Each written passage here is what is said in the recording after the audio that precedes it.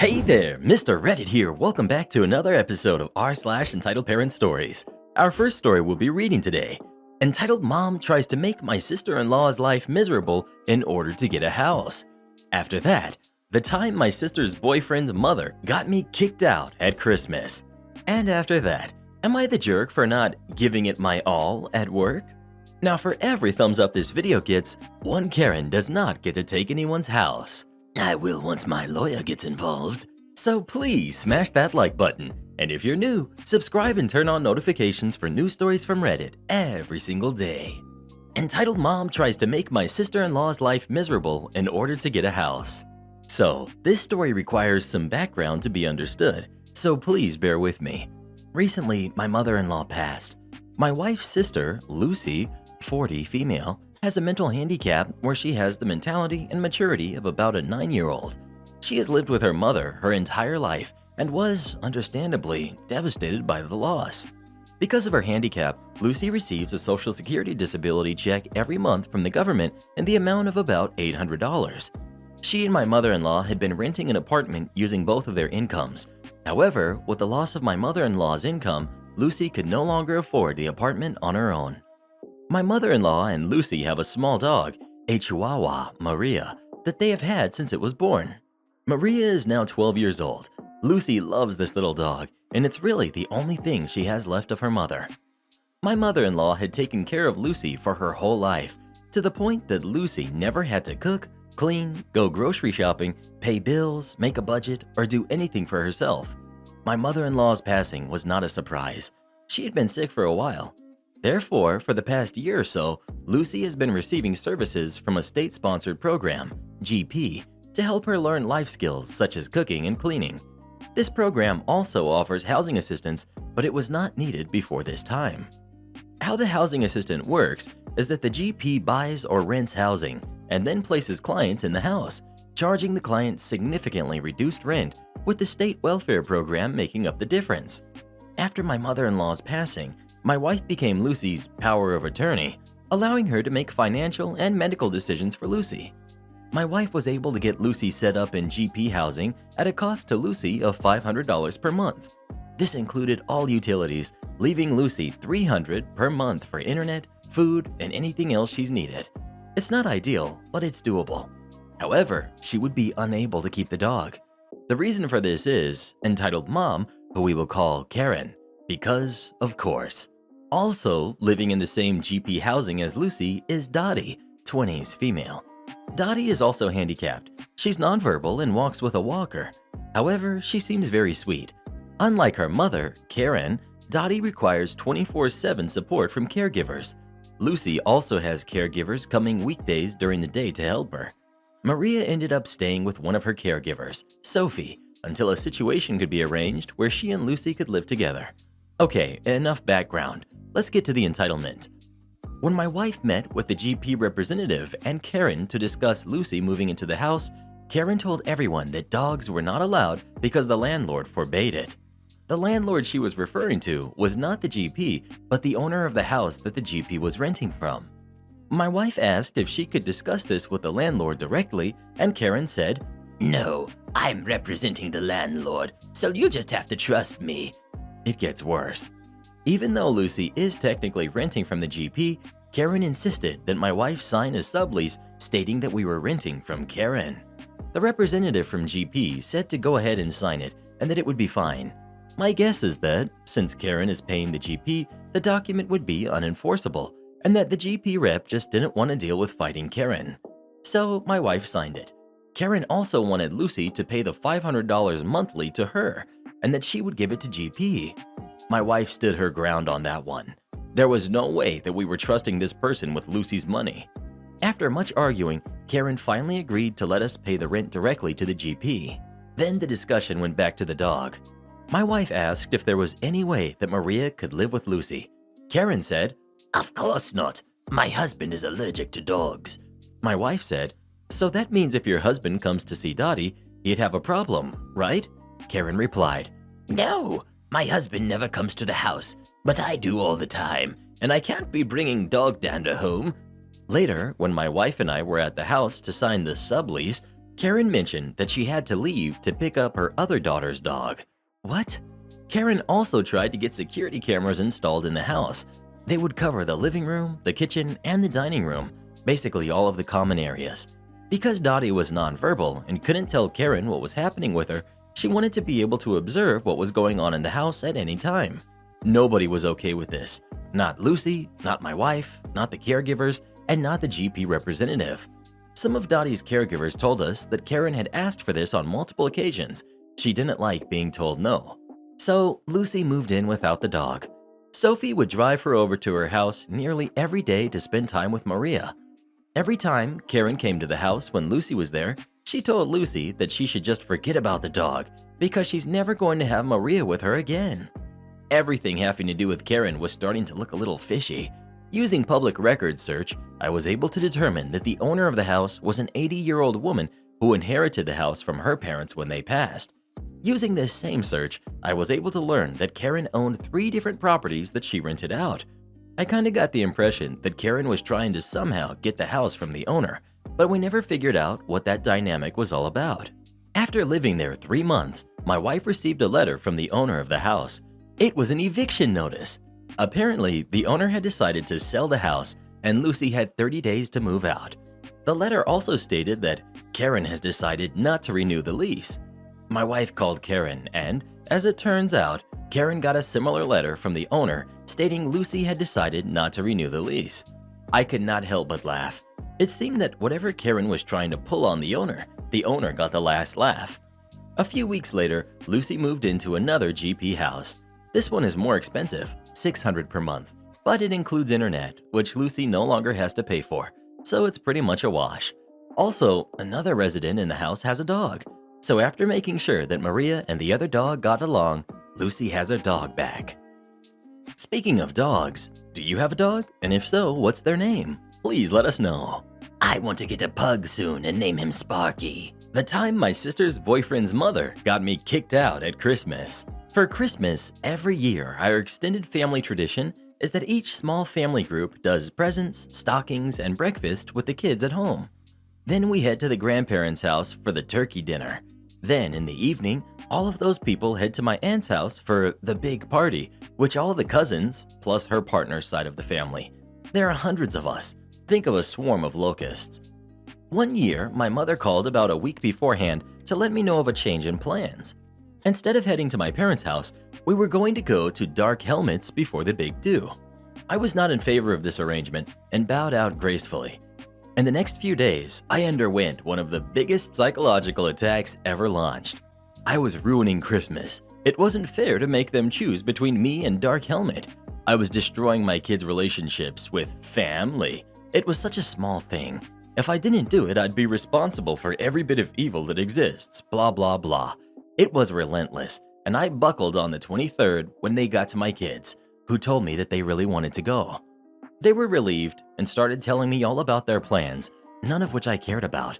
But the highlight was going to be her normally shy husband's performance of his favorite song. Once he'd had a few drinks in him, you see, I'd be in for a real treat. The day of, we headed to their place. She was on her best behavior. She only had a problem with the way I cooked the ham I brought, how I'd worn my naturally curly hair, curly, with how much my outfits always consist of dark colors, with how I was wearing a sweater that showed too much, with how I was wearing heels even though I'm already so much taller than her, with how much more vain I am than she is, and a few more that I've forgotten. Before the food was an hour away from being ready, Dark Helmet's husband had consumed enough alcohol that he felt ready for the night's entertainment highlight. We all gathered around in the living room and he opened his mouth and completely botched the words. He even got the title wrong, and it was the most repeated word in the entire song. Think someone singing macaroni instead of Macarena. I politely clapped with the rest of them and headed outside for some fresh air, hoping to avoid being asked for a critique. Dark Helmet cornered me just inside the door when I headed back inside. So, what did you think of Jeffrey's performance? Not his real name. It was nice. I'm not familiar with that version, but he did a surprisingly good job. That's where I went wrong. What do you mean? That's the only version of the song. Well, the version I heard was actual name of the song. She laughed at me and then went to make fun of me for it with everyone else in the house. How silly I was, trying to correct her husband on a song he's been singing for decades. Hilarious. They got such a kick out of proving me wrong. She kept harping on it, so when I finally got frustrated enough to throw caution to the wind, I offered to bring it up on my phone. Guys, she forbade me to use my phone to do a search and bring up the video. Forbade me. I, of course, did it anyways, and she then tried to grab the phone out of my hand. We had a legit tussle in the hallway, and she started yelling. Everyone came running to see what I had done to set her off, because that was the only reasonable conclusion. I told her that it was time for me to go, and I just wanted to be left alone to gather my things together and to get my kids ready to go home. This was unacceptable, and I found myself surrounded by a coven of shrieking harpies, all intent on having their say. Her husband wanted an apology. My sister wanted me to just do it to keep the peace. My parents were off on a "look what she's done now" tangent. Brother-in-law wanted me to show respect to his mother, and his inebriated brother just saw people in a confrontation and decided to just throw out random loud words in the same direction everyone else was facing. I managed to get all of my stuff together and got my kids ready to go. That's when Dark Helmet decided to ban me from the super party later that night. I figured it would be best to skip it anyway. No big loss. But then crap went sideways when she decided that she'd allow me to leave, but my kids had to stay. They were not going to let me ruin Christmas for my precious babies. They straight up backed me up through the door, then shut and locked it. I stayed outside on the lawn in 3 feet of snow and negative 30-degree weather for about 15 minutes, weighing the pros and cons of calling the cops / trying to stop myself from going nuclear. Luckily, a patrol car passed by, so I flagged them down. They went to the door with me so I could collect the kids and head home. No charges necessary. Luckily, I had picked up the fixings for dinner already, so we still managed to have a decent Christmas when we got home, all things considered. Oh, and I got to hear my daughters say, "Mommy, I think Dark Helmet is bat-fit insane." Am I the jerk for not giving it my all at work? Some background info. I've been working at a small retail business for about 3 years. Owner is great. I hear from her often, pays me well, and is just generally really good to me. We have 2 locations about 4 hours apart. I was the manager at location A, but decided to switch universities and move, which just so happened to be where location B was, so my boss transferred me there. I was manager at location A, and I absolutely loved my job. Me and my employees were all friends outside of work. The owner was very happy with how I did my job, and I was always excited to come into work. When I transferred to location B, the owner let me keep my pay, but I was going to just be a regular employee, which I was fine with. However, I quickly realized that location B was very different from location A. The girls there were nice at first, and for the most part are still amicable towards me. However, over time, it became obvious that they don't like me. Everyone there is friends outside of work, and I've just been a little ostracized. I don't mind much though, because they have very different interests and personalities than me. Sometimes they just make me feel a little unwelcomed. My big issue, however, is my new manager. She is a lot older than everyone else. The average age of people in the company, including the owner, is about 25. Manager is 65. That being said, she has a lot of older ideas and often uses her age as an excuse as to why she needs more days off than everyone else. She only works 20 hours a week. From day one, before even getting to know me, she has singled me out. "Oh, we do things differently at this location, so keep up. Oh, I used to work for a big corporation, so I know what I expect out of you." She's constantly texting me when I'm not at work, like daily, asking me to come in early or stay late, changing the schedule around literally the night, 9 p.m. or later, before my shift. She also, for whatever reason, refuses to approve my days off, but approves everyone else's. A few months back, she gave me some days off, then revoked them mid-vacation and expected me to drop everything and come back. Since then, I've been doing the bare minimum. I'm no longer coming in on any days that she asks when I'm not on the schedule. If she changes the schedule the night before, I tell her it won't work for me. I do not stay late for any reason, and I no longer do work outside of my job description. Manager and coworkers are saying that I don't sacrifice enough for the job, and I'm not giving it my all anymore. It's a retail job, selling basically trinkets and knickknacks.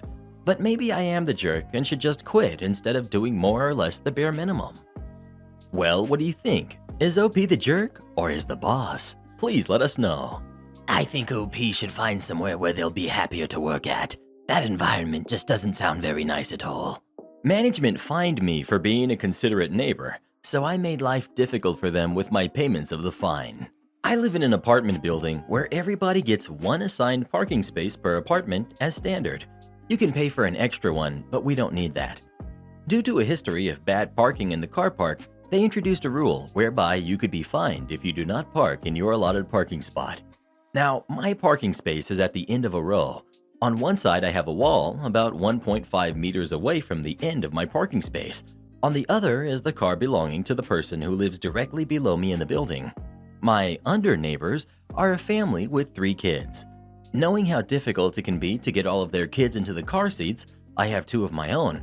I have generally given them a bit of space and parked a little outside of the line on the opposite side. Remember, next to me on the opposite side of my parking space is a wall. There's no reason for anyone to walk next to my car at that point. This is something that I've been doing for months. I understand the need to enforce the rules where cars interfere with other parking spots or walkways, but for me, parking a little outside the spot affected nobody other than my neighbor, who was given more space to get their kids into the car. I walked down to my car recently to see a note from the management office telling me I had been fined. I went to speak to them, and sure enough, it was for parking outside of the space. I tried to explain to them that it was to help my neighbor and that nobody could be inconvenienced, but they told me rules were rules and that there was nothing to do about it. I had a fine of $60 and had 40 days to pay it. Being quite riled up, I went through the relevant contract and was dismayed to find that they were indeed correct. There was absolutely nothing I could do about it. I did, however, note that there was a statement in the contract stating that every single payment received by the management company had to receive a written receipt signed for by the management company within 2 working days. There were also no rules about me having to make payments of my fine in a single deposit. So this is where the malicious compliance comes in. By this point, there was 37 days remaining to pay the fine, so I divided the 60 by 37 and set 37 recurring payments of $1.63 daily for the time remaining with my bank, which was very little effort. After a few days had passed, I went to the management office asking for my receipts. They told me they would provide my receipt upon full payment, to which I respond that the contract was quite clear. They must provide a written receipt for each and every payment, not for each and every fine, and that they were already overdue my first receipt by a day. They tried arguing with me, but it was completely clear from the contract, so every couple of days they had to fill out receipts and then walk them over to my letterbox. I have continued to give my neighbors some extra space by parking slightly over the opposite line, but as of yet have not received another fine. Well, if I'm not there at 9, why don't you break in and start without me? A few years ago in rural Australia, there was a small empty government office building, and Gary, a government department manager. The building had been vacant for about 8 months while committee after committee tried to decide what they were going to do with it.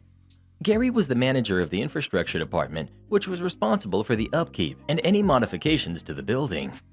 Gary was not an efficient manager. One of his favorite sayings was, "Shoot me an email," which was strange because outwardly he didn't seem to ever read them. He also had this knack of never being on time for an appointment. Not many construction industry people I spoke with seemed to take joy in dealing directly with Gary. Where we could, we'd go through everyone else in the department to get stuff done. So Gary became known as Speed Bump, something to be avoided if you could. Now, because I'm an electrical contractor who wears a few different hats, has been to a number of different rodeos over the years, and is afflicted with the curse of competency, I got roped into assisting Speed Bump with this building's future use. He asked for a 9 a.m. meeting at his office one day to discuss the building. Arriving at the outer reception 10 minutes early, I asked Jen, the receptionist, to let him know I was there. Jen comes back to me and says, "Gary's running late. He said to wait for him." About 30 minutes later, I asked Jen to remind him I was waiting. After a couple of phone calls, Jen says, "I can't get through to him in his office or on mobile. His office thinks he's left the building. No one knows where he is." I guess a reasonable person would have just called it quits and left at that point, or called or emailed him, or left a message with Jen or something. But I was sick of Gary's crap. I'd learned ages ago that one way to help people with their timekeeping skills was through their wallet. So I went out to my work vehicle, got my laptop and a bottle of water, then went back into the reception area and set up camp in a corner. I had planned an office day anyway, to work on quotations and project planning, so Gary could pay me to do it. My charge-out rate at the time was $110 an hour. 7.5 hours of very productive, spite-fueled work later, I called Gary on his mobile, got message bank, and left a message saying I waited for him and maybe we could reschedule. The next meeting was arranged for 2 days later, on site at the empty building at 9 a.m. During the phone call to arrange this, I lightly mocked Speed Bump by asking if he meant 9 a.m. human time or Gary time. He may have thought we had built some kind of convivial rapport and was just being funny when he said, "Well, if I'm not there at 9, why don't you break in and start without me?" I was on site 10 minutes early and waited until 9:05 to put the battery in my angle grinder. The stainless steel security mesh over the window made a satisfying sound being cut. After duct taping the whole window, the hammer tapping the glass edges was less satisfying. The best sound that day, after gaining entry, was the security system siren. I was outside having a smoke with the security response guard when Gary turned up. The wind kinda left his complainy sails when I shrugged and said, "Well, you did say." I'd like to close this tale by saying that Gary learned from my interactions with him. But as you'll probably know, speed bumps don't change. You either have to just go around them, deal with them, or remove them. And Gary just continued being a speed bump for some time to come. I didn't cop any serious crap over the 7.5 hour invoice or the damage. However, Gary did delegate one of his staff to work directly with me a lot more after this. It was a small win, but you have to savor those, I reckon. You're only allowed to work your contractual hours. A couple of years ago, I had a job doing some translating. The job was simple, easy, and boring, but because I had a skill set that was rare and necessary for the job, they needed me more than I needed them. Management were kind of dumb and unhelpful. The kind of managers who would try to write you up for going to the toilet too many times a day or for taking 1 minute longer on your lunch break because a queue to get past security isn't a good enough excuse. You need to be back 5 minutes before your lunch ends. A coworker of mine was reprimanded by management for doing his work too quickly. When he asked what concerns about the quality they had, they told him that it makes everyone else look like they're slacking, which looks bad to the company who outsourced us. So basically, management just wanted everyone to look busy. During my time there, I got diagnosed with a chronic illness that meant I could no longer work my original contractual hours of 40 a week. Instead, I would sign a new contract stipulating that I would work Monday through Wednesday 9 to 5. They were very reluctant to do this, and no one else was able to get such an adjustment. But since they couldn't find anyone who spoke my language, they were in a tough spot. This worked out to be beneficial for both of us. I got my work done a lot faster now that I wasn't chronically worn down and the company didn't lose my skills. One day, I received a letter from a clinic I had been referred to. I was no longer on the waiting list, and they would be able to see me for my initial appointment the following week on the Tuesday. Great, I thought. I will just let management know. So the next day, I speak to my manager. Me. "Hey, I've got a clinic appointment and it's on Tuesday. I don't know how long it will last, and it's an hour's drive from work. So I was thinking I could have this Tuesday off and make up the hours on Thursday." They asked for some time to get back to me, and when I followed them up on it the next day, they told me I was only allowed to work my contractual hours, that I would have to take my holiday time off or an unpaid time off. But since it was such short notice, they couldn't approve it, and I should be more careful with my planning in the future. The thing is, I had been on this waiting list for a couple of months, and the only appointments they give for the initial one is short notice. I would value my health over work any day, so I shrugged and said okay. I called in sick on that Tuesday, citing my chronic illness, went to my clinic, and got a doctor's note from my GP. The following day, I was immediately called into a meeting. They accused me of skipping work, calling in a fake sickness, and threatened me with a disciplinary. I handed them my sick note, with my doctor explaining that my illness is chronic and prone to flare-ups. He also included his personal opinion that it's a reasonable adjustment to be able to attend any medical appointments necessary for managing my disability. There was a lot of back and forth with them, accusing me of faking it. I refused to sign any disciplinary forms and eventually I was asked to go back to my desk while they discussed it with higher management. Some time goes by, and I'm invited back into the meeting room. Manager: "We've come to the conclusion that your absence was valid and we will accept this sick note from your doctor. However, we would ask that you make up the hours that you missed this Thursday." Me: "I'm pleased to hear that. Unfortunately, I will not be able to work this Thursday as I have been informed that I'm not allowed to work outside my contractual hours." After that, the meeting was pretty much over. Management wasn't happy, but I got my sick pay and didn't work that Thursday. I stuck it out for a couple more weeks, but management was super grating. When I handed in my notice, they begged me to stay, offered me a significant pay raise, more than what my next job was offering me. But working with tedious management just wasn't worth it, and I had great fun telling them that. I do work here, but I can't help you. I work in a car dealership in the offices. Employee parking is way in the back behind the service garages, but there is a walkway from that lot to the showroom. This morning, it was already 80 degrees by 8:30 a.m., so I opted to cut through the main garage and service lane, where customers first pull in and sign for appointments, to get to the showroom and my desk. Crossing the service lane, I got waved down by a customer. Thinking nothing of it, I stop and ask her what she needed. Boy, was I in for a shock. Customer: Get my car. You're already making me late. Me: "Excuse me?" Get my car. She stomped her foot for emphasis with each syllable, then continued. I have to go home and pack. You people are going to make us miss check-in time. Me: "Ma'am, I don't..." Oh yes, you do work here. I just saw you walk in from the garage. At this point, I was getting irritated. At least let me finish a sentence before cutting me off. I reply as politely and firmly as possible. "Ma'am, I do not work in this department, but if you hold on for just a moment, I can get the lane coordinator to help you." No, stop being lazy and do it yourself. I'm tired of waiting. At this point, she's within 6 feet of me and is jabbing her finger at me.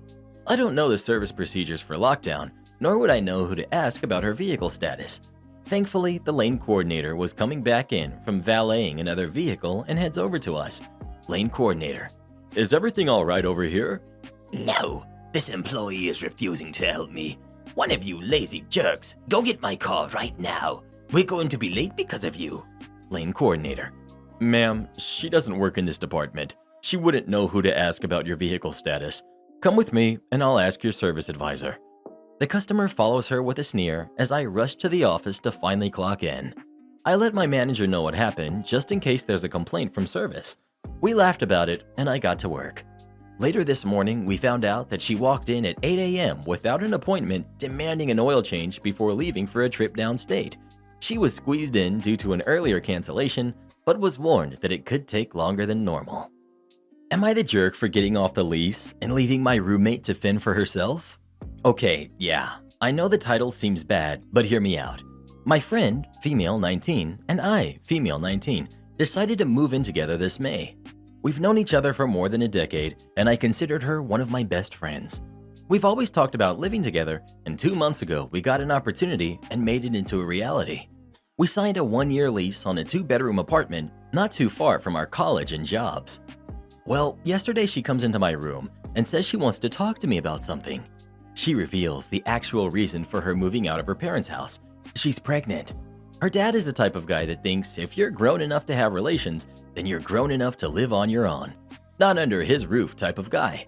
Anyways, I've had a load of questions, and eventually she revealed that she was almost 5 months along, and her boyfriend was moving in, and I was livid. She said it would be good for us because the rent will be cheaper, which is true, but that's not why I was mad.